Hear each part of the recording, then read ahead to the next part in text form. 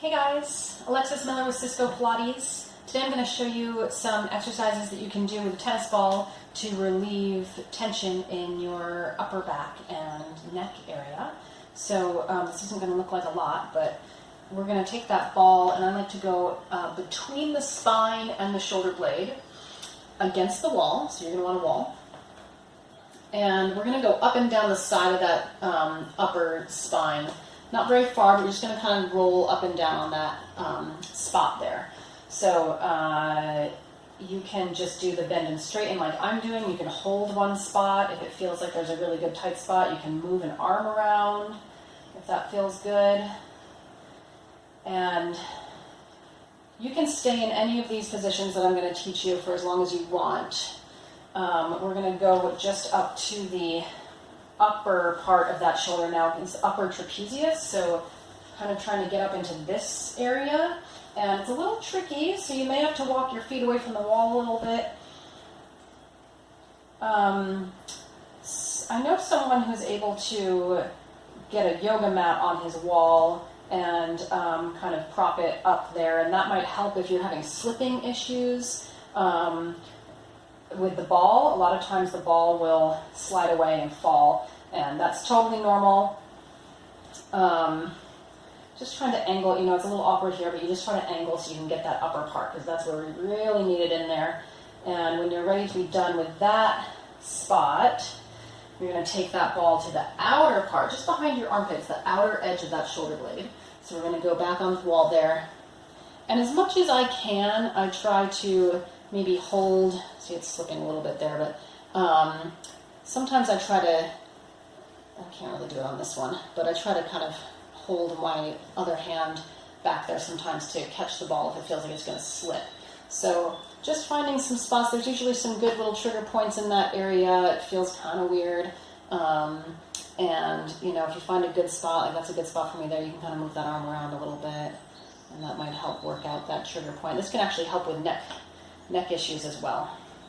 So rolling around to a couple of different spots in there, and when you're ready to move on from there, we're going to take it to the outside, this deltoid muscle, just the outside of that arm, and we'll go there. Oops. There's the slipping. So here's an example of where I would want to frame that ball there, maybe just hold it. I have my hand just doing this around the ball, so that if it slips, I can grab it right away. And you're kind of going up and down and side to side on that muscle. And when you're ready to move on from there, you do the back of that arm. So getting along the tricep, I go parallel to the floor there, and I just roll it forward back a couple times. And then the last one is right across the pecs. So you go, I do kind of like 1, 2, 3 different layers across the front here. So you're leaning against the wall again. You can frame that ball if it feels like it's slipping or it's going to fly away. You can kind of help guide it a little bit, and then move it up or down wherever you are. Moving through there, that spot. Maybe find a tight spot that feels good and move your arm around.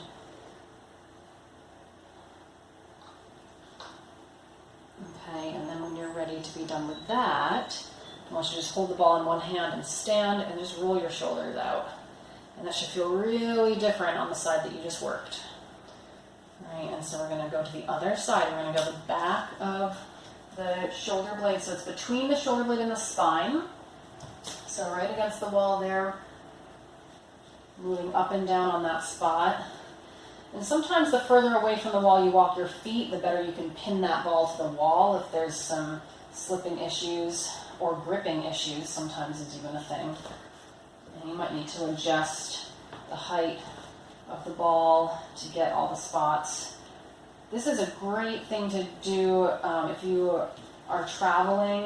I always pack a tennis ball with me because it fits in any piece of luggage, and with carrying heavy bags and being on airplanes and getting your shoulders and neck all scrunched up and funny from travel, this is just a great little thing to do for that. So get a little higher now up into this area, upper trapezius, kind of those upper shoulders where we tend to hold a lot of tension. You might need to really kind of awkwardly lean into the wall there to try to find that spot. And again, you can move the arm around as much as feels good. And get into any spots that you feel like you've missed. And then we'll move on to the outer shoulder blade. So getting right behind that armpit against the wall, outer edge of that shoulder blade. And if you find a good spot, you can kind of move that arm around and move it around to a couple different locations. Yeah. This series is a little series that I do in my foam roller deep stretch class. It really helps loosen up the shoulders and neck so that we can do some good stretches in that area. And when you're ready to move on from there, we're going to take it to the outside or to your deltoid here.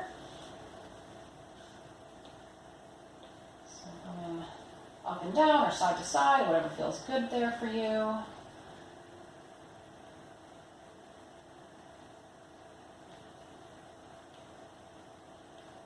And when that feels like you've gotten what you need to out of that, you can do the back of the arm. And into that tricep. This is a good place to frame the ball if it feels like it's going to slip.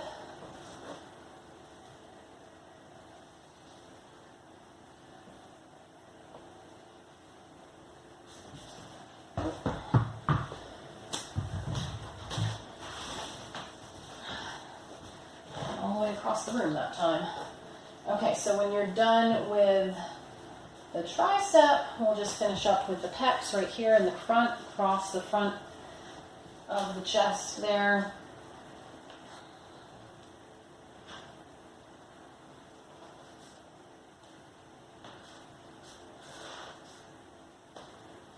Maybe helping to guide it with your hands if it's slipping or gripping.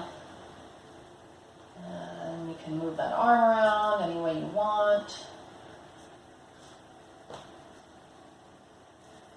If there's any spots you feel like you need to go back and get again, you can do that. And I always tell people you can stay longer in one area.